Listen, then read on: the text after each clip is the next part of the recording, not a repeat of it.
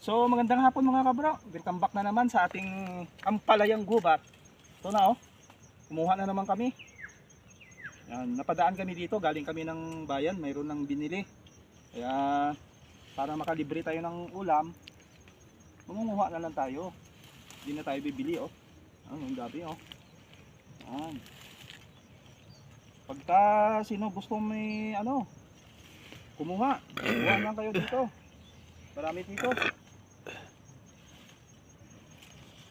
Para makalibre tayo ng ulam na naman. Haluan natin mamaya ng manok. Saka munggo. Ang dami dito oh. Magapang-gapang lang. Anuhin mo na lang. Yan. Libre lang ah. Walang bayad. Hindi ka nabibili. Marami nang benta sa palengke eh.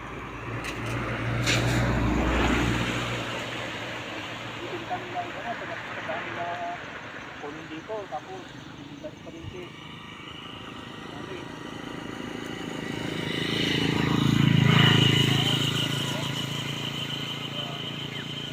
Wala pang bunga.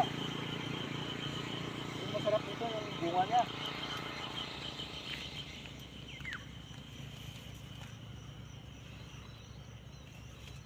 Shout out sa mga minamahal nating followers. Magandang hapon po. Kuha po tayo ng ampalayang gubat para may ulam po tayo.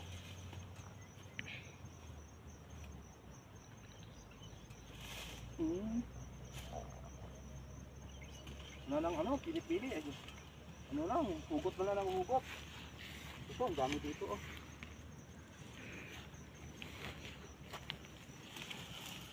Yan. Ayos na, pwede na to mga kabro.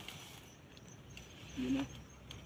Pauwi na tayo para ito, ganda oh. Ang ganda naman dyan oh. Mga talbos. Ito, sariwa oh. Malalaki yung ibang dahon niya oh, malalapad.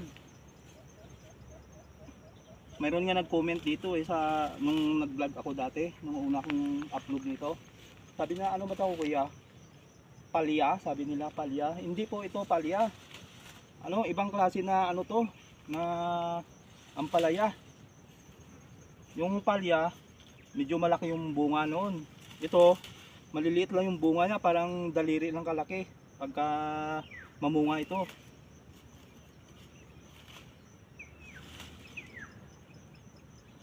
Yan, dami na. Tama na to. Dami na oh. Okay na mga kabro. Bango pa. Maraming salamat sa inyong panonood, sa inyong pagsama. God bless po at magandang hapon po sa ating lahat. Bye bye!